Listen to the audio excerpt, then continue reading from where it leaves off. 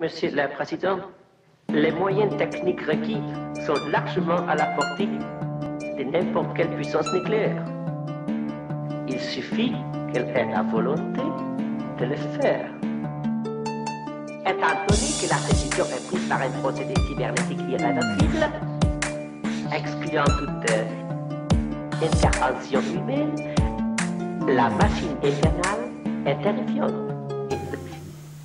Par exemple, si on prend l'exemple récent de l'accident japonais, on s'aperçoit que un tuyau, son épaisseur est passé de 5 à 6 mm à peu près 1 mm en quelques années, qu'il n'y a eu aucun contrôle, etc. Si on prend le phénomène, on va changer le bout de tuyau, terminé, on repart, alors qu'en réalité, ce qu'il faut bien voir dans cet incident, c'est que c'est peut-être pas forcément les 4 morts qui sont importants, mais le fait que tout le nucléaire japonais a été géré sans contrôle sérieux.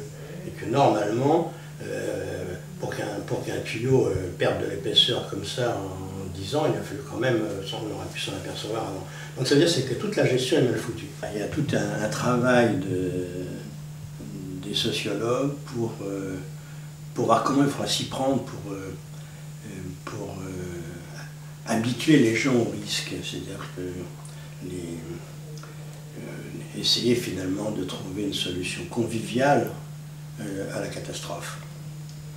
La seule chose qui les préoccupe, c'est comment on va gérer psychologiquement le désastre. Ça c'est très net à propos de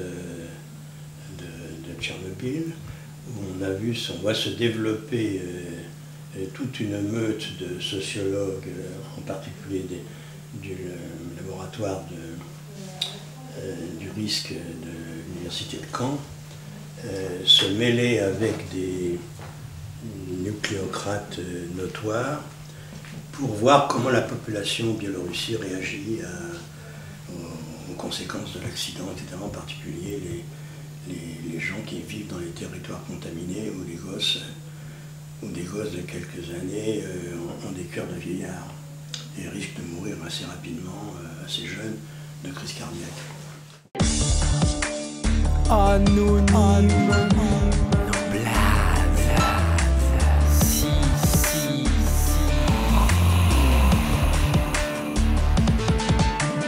Énergivore, centrale atomique, boss, guerre, froid, déchets, radioactifs, des becquerels, catastrophes rétroactives, des malformations, des cancers de la thyroïde. Sur un plateau, je te sers de la DHT, des radiations, enfouissement des déchets, des décrets, des procédés mutilés, Areva, protégé par les casquets. Alors ça, c'est pas du tout traité dans les journaux. Les journaux, c'est simple, les journalistes, on leur dit, voilà, il s'est passé, il y a eu un problème à tel endroit, à tel réacteur, niveau 2, bon, c'était important, niveau 1, on ne parle pas niveau 0, donc il s'est rien passé. Et c'est terminé. Autrement dit, ça évite aux journalistes d'aller faire une enquête sur place pour éventuellement savoir ce qui s'est passé, quoi. Tous ces corps intermédiaires vont gueuler et dire « oui, on ne nous dit pas la vérité » de manière à se déculpabiliser, alors que c'est eux qui sont coupables de l'ignorance des populations.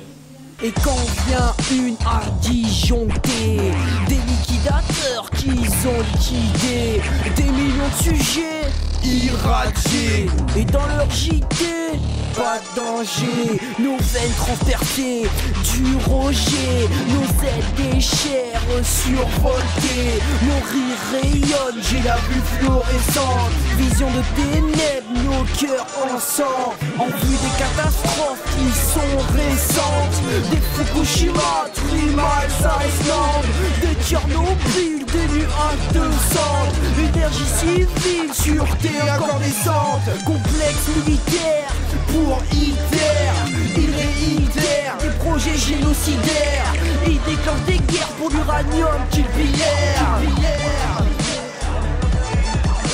On soutient des luttes minoritaires, comme un Géfray, Nature, on enterre les débats publics, sabotage réfractaire, diversité étatique contre le nucléaire.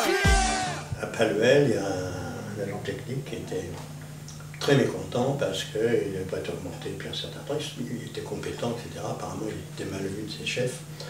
Donc il s'amène un jour un peu éméché dans la salle de contrôle et cogne sur les boutons, etc. Donc il déclenche un arrêt d'urgence, enfin ses copains le ceinture pour le neutraliser.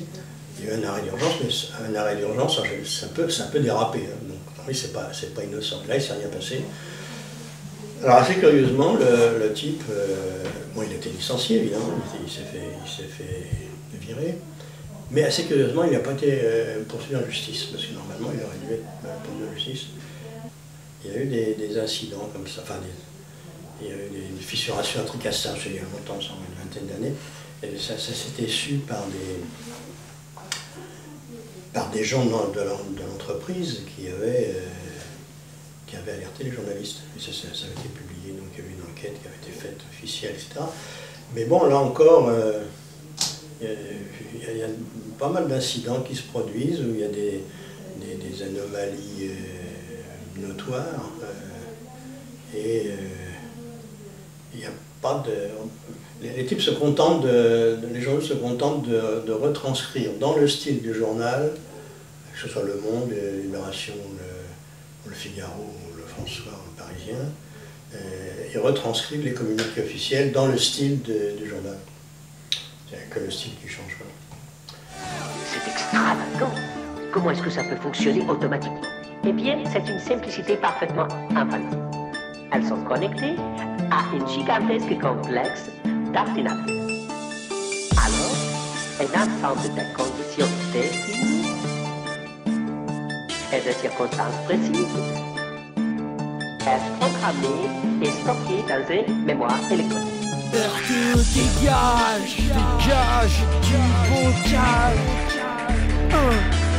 Arrêt fâché, tu pues d'une nuque, ni à Bure, ni ailleurs, va te faire enfouir. On est des dérailleurs.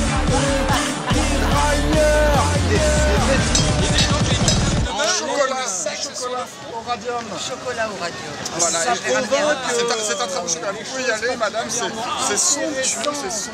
Ça vient de Marcoule, donc une terre chaleureuse, comme vous le savez. Par la suite. Un enfer vert, renouvelable et nucléaire. Une égalité entre centralisation et autoroute à très haute tension. Se couper du réseau comme objectif clair. S'occuper de débrancher nos ennemis. L'autonomie énergétique en court-circuit. Avec notre dépendance qui irradie. Et qui ira dire que Linky c'est l'avenir.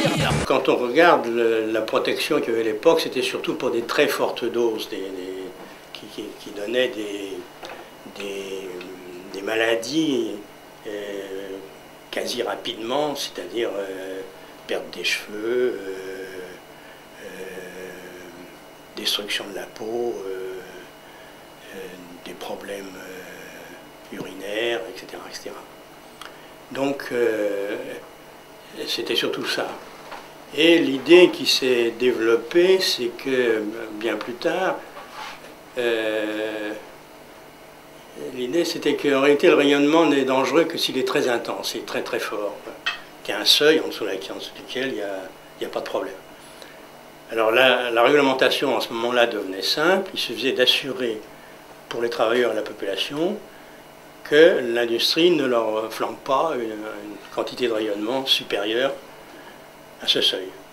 C'était ça le truc. Et c'est encore ce que radotent les académiciens et les médecins français dans leur majorité, alors qu'au niveau international, il est à peu près admis maintenant qu'il n'y a pas de seuil. Et que les effets des faibles doses, comme on dit, sont des effets à long terme, entre 2 et 10 ans pour les leucémies, plus une fréquence un peu plus faible sur les années qui suivent. Quant aux tumeurs solides, ils apparaissent après ce qu'on appelle un temps. Ils s'expriment, c'est comme ça qu'on dit dans le jargon médical, ils s'expriment au bout d'une dizaine d'années et la probabilité va en croissant jusqu'à la fin de la vie des gens. Voilà, en gros, c'est ça. Tout le problème qui s'est posé à ce moment-là aux scientifiques, c'était de savoir est-ce qu'une réaction en chaîne est possible, c'est-à-dire que est-ce que dans la désintégration d'un noyau d'uranium, est-ce qu'il y a production d'un neutron ou de plusieurs neutrons? S'il y a plusieurs neutrons, ces plusieurs neutrons pourront briser plusieurs noyaux, etc. Et donc ça va aller en une façon exponentielle, extrêmement rapide. Et c'est là-dessus que les gens se sont mobilisés. Certains scientifiques ont voulu stopper ce genre de choses.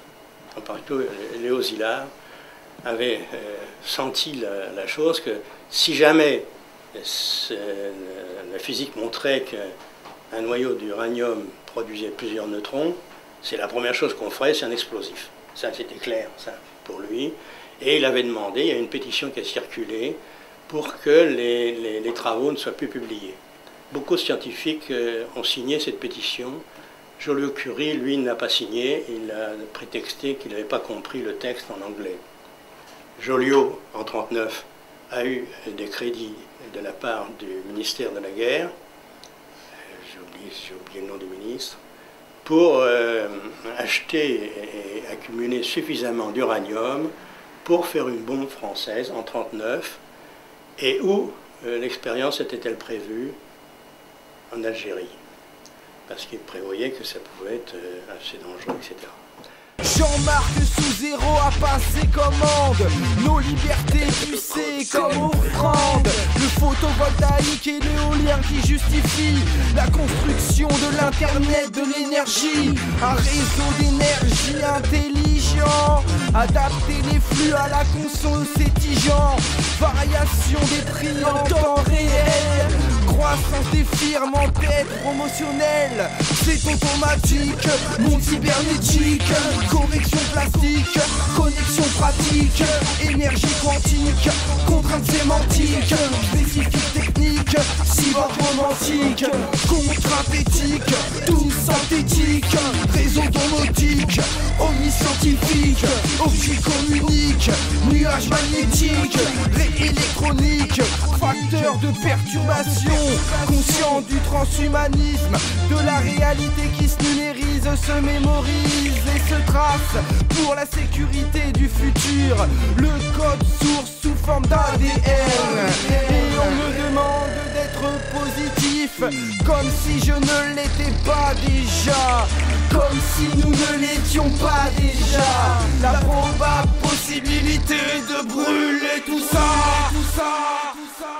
C'est la lutte contre le monde qui va avec l'aéroport et c'est pour ça qu'on se sent hyper proche des mouvements contre les lignes LGV, contre les lignes trop de tension, contre les centres d'enfouissement de déchets nucléaires, contre tout ce qui est aménagement du territoire qui nous dépossède de nos vies et qui nous rend dépendants d'un système qu'on veut plus, qu'on veut plus cautionner. Merci. Merci. On peut pas donner notre prénom pour Camille. Tu choisis. Ça sera Camille. Hein. Merci en tout cas. Bien parlé.